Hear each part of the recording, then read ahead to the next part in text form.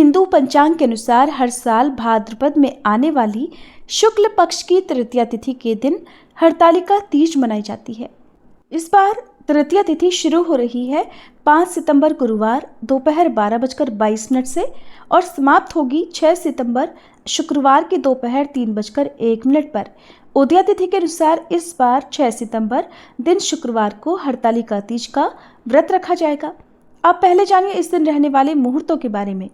6 सितंबर को सूर्योदय सुबह 6:14 पर, सूर्यास्त शाम 6:35 पर, ब्रह्म मुहूर्त सुबह 4:38 से 5:26 तक। इस दिन शुक्ल योग रात 10:14 तक रहेगा और बाद में ब्रह्म योग प्रारंभ हो जाएगा। चित्रा और स्वाति नक्षत्र का शुभ योग भी इस दिन बन रहा है। अभिजीत मुहूर्त दोपहर 12 बजे से 12:49 तक रहेगा और राहु काल सुबह 10:30 से दोपहर 12 बजे तक रहेगा। जिन भी माताओं बहनों के यहाँ इस दिन सर्गी ग्रहण करने का नियम है तो वो आज सुबह 2 बजे से 3:30 बजे के बीच में, यानी कि सूर्योदय से पहले पहले और ब्रह्म मुहूर्त से भी पहले पहले सर्गी ग्रहण कर सकती हैं। पूजा का शुभ मुहूर्त रहेगा 6 सितंबर को सुबह 6:01 से 8:32 तक और इसके बाद जो दूसरा मुहूर्त है जो कि प्रदोष काल का मुहूर्त है वो शाम 5:50 से 7:20 तक रहेगा। हरतालिका तीज का व्रत 7 सितंबर शनिवार को सुबह 6:14 से 7:15 के बीच में खोला जाएगा। आज के दिन पूजा करते समय भगवान शिव के इन मंत्रों का जाप करें। मंत्र है ओम नमः शिवाय, ओम हराय नमः, ओम महेश्वराय नमः, ओम शंभवे नमः, ओम शूलपाणये नमः, ओम पिनाक वृषे नमः, ओम पशुपतये नमः। माता पार्वती के मंत्र हैं ओम शिवाय नमः, ओम उमाय नमः, ओम पार्वत्ये नमः, ओम जगद्धात्रे नमः, ओम जगत प्रतिष्ठाय नमः और ओम शांति रूपिण्ये नमः। इन मंत्रों का जाप आप माता पार्वती को श्रृंगार की सामग्री अर्पित करते समय भी कर सकती हैं। हरतालिका तीज का व्रत भगवान शिव और माता पार्वती के अटूट रिश्तों को ध्यान में रखकर किया जाता है। इस दिन महिलाएं 16 श्रृंगार करके पूजा करती हैं और अखंड सौभाग्य का आशीर्वाद प्राप्त करती हैं। इसके बाद हरतालिका तीज की कथा सुनती हैं। हरतालिका तीज की कथा सुनने और पढ़ने मात्र से ही भगवान शिव और माता पार्वती का आशीर्वाद मिल जाता है। सुख शांति और समृद्धि में वृद्धि होती है। ये कथा बहुत ही पवित्र मानी जाती है, इसलिए इस दिन हरतालिका तीज की कथा अवश्य पढ़नी या सुननी चाहिए। हरतालिका तीज के व्रत से जुड़ी मान्यता ये है कि तीज का व्रत करने वाली स्त्रियां पार्वती जी के समान ही सुखपूर्वक पतिरमण करके शिवलोक को जाती हैं। सौभाग्यवती स्त्रियां अपने सुहाग को अखंड बनाए रखने और अविवाहित युवतियां अपने मन के अनुसार वर पाने के लिए हरतालिका तीज का व्रत करती हैं। इस दिन व्रत करने वाली स्त्रियां सूर्योदय से पहले ही उठ जाती हैं और स्नान करके पूरा श्रृंगार करती हैं। पूजा के लिए केले के पत्तों से मंडप बनाकर गौरी शंकर की प्रतिमा स्थापित की जाती है। इसके बाद पार्वती जी को सुहाग का सारा सामान चढ़ाया जाता है। रात में भजन कीर्तन करते हुए जागरण करके 3 बार आरती की जाती है और भगवान शिव और देवी पार्वती के विवाह की कथा सुनी जाती है। इस व्रत के व्रती को रात में सोना निषेध होता है, इसके लिए उसे रात में भजन कीर्तन के साथ रात्रि जागरण करना पड़ता है। व्रत के अगले दिन प्रातःकाल स्नान करने के बाद श्रद्धा और भक्ति पूर्वक किसी सुपात्र सुहागिन महिला को श्रृंगार सामग्री, वस्त्र, खाद्य सामग्री, फल, मिठाई और यथाशक्ति आभूषण का दान करना चाहिए। बालू या रेत के शिवलिंग बनाए हैं तो उनका जलाशय में विसर्जन किया जाता है और खीरा खाकर व्रत को संपन्न किया जाता है। प्रिय भक्तजनों, अब हम सब मिलकर भगवान शिव और माता पार्वती के श्री चरणों का ध्यान करते हुए भगवान शिव की स्तुति करके कथा का शुभारंभ करते हैं। जिनके दिव्य केशों पर आग के पुष्पों की माला शोभा देती है और जिन भगवान शंकर के मस्तक पर चंद्र और गले में मुंडों की माला पड़ी हुई है, जो माता पार्वती दिव्य वस्त्रों से और भगवान शंकर दिगंबर वेश धारण किए हैं, उन भवानी शंकर को मैं नमस्कार करती हूँ।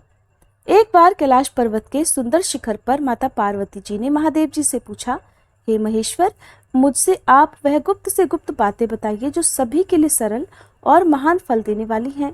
हे नाथ, यदि आप मुझसे प्रसन्न हैं तो आप मुझे दर्शन दें, और हे जगन्नाथ, आप आदि मध्य और अंत रहित हैं। आपकी माया का कोई पार नहीं है। आपको मैंने किस भांति प्राप्त किया, कौन से व्रत, तप या दान के पुण्य फल से आप मुझको वर रूप में मिले। तब महादेव जी कहने लगे, हे देवी, मैं आपके सामने उस व्रत के बारे में कहता हूँ जो परम गुप्त है।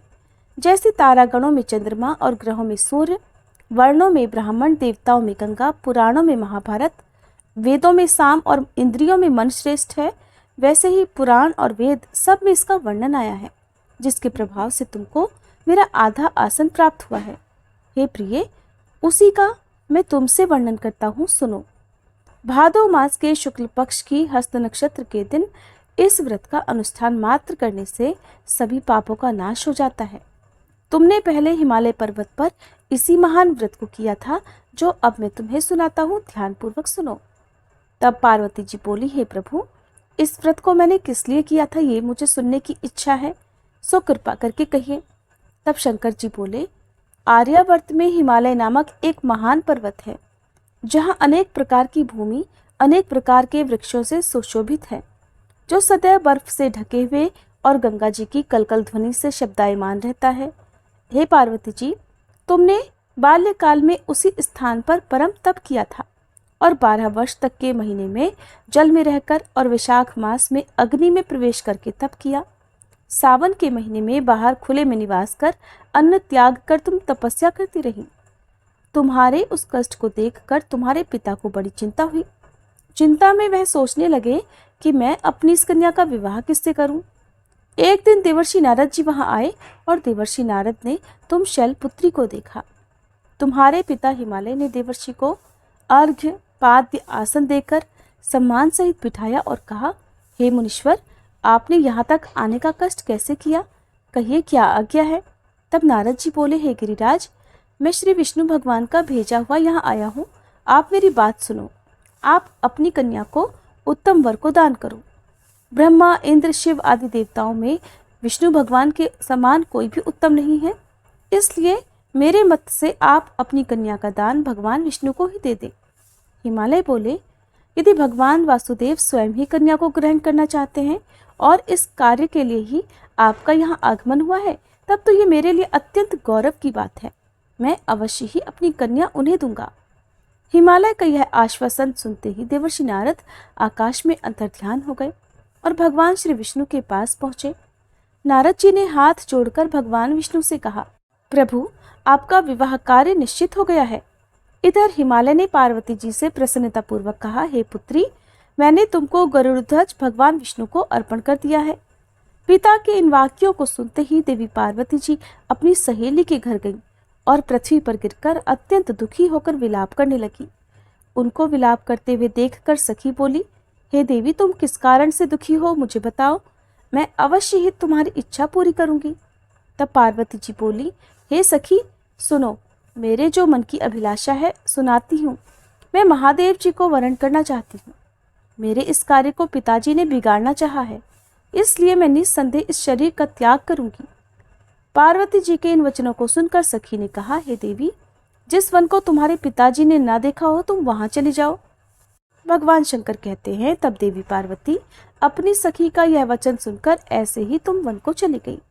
पिता हिमालय ने इधर तुमको घर पर ना पाकर सोचा कि मेरी पुत्री को कोई देव, दानव अथवा किन्नर हरण करके ले गया है, और मैंने तो नारद जी को वचन दे दिया था कि मैं अपनी पुत्री का विवाह भगवान विष्णु के साथ करूंगा।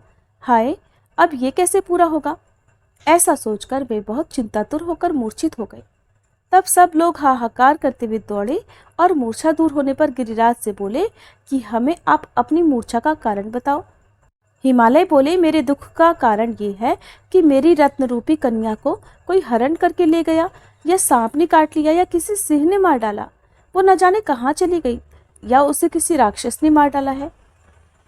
इस प्रकार कहकर गिरिराज दुखी होकर ऐसे कांपने लगे जैसे तेज वायु के चलने पर कोई वृक्ष कांपता है। इसके बाद हे पार्वती, तुम्हें गिरिराज साथियों सहित घने जंगल में ढूंढने निकले। तुम भी सखी के साथ भयानक जंगल में घूमती हुई एक वन में एक नदी के तट पर गुफा में पहुंच गई। उस गुफा में तुम अपनी सखी के साथ प्रवेश कर गई, जहां तुम अन्न जल का त्याग करके बालू का लिंग बनाकर मेरी आराधना करती रही। उस समय पर भाद्रपद मास की हस्त नक्षत्र युक्त तृतीया के दिन तुमने मेरा विधि विधान से पूजन किया और रात्रि को गीत गायन करते हुए जागरण किया। तुम्हारे उस महाव्रत के प्रभाव से मेरा आसन डोलने लगा। मैं उसी स्थान पर आ गया जहाँ तुम और तुम्हारी सखी दोनों थी।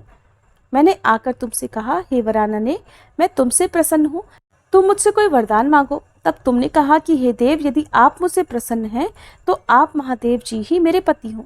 तब मैं तथास्तु कहकर कैलाश पर्वत को चला गया और तुमने प्रभात होते ही मेरी उस बालू की प्रतिमा को नदी में विसर्जित कर दिया।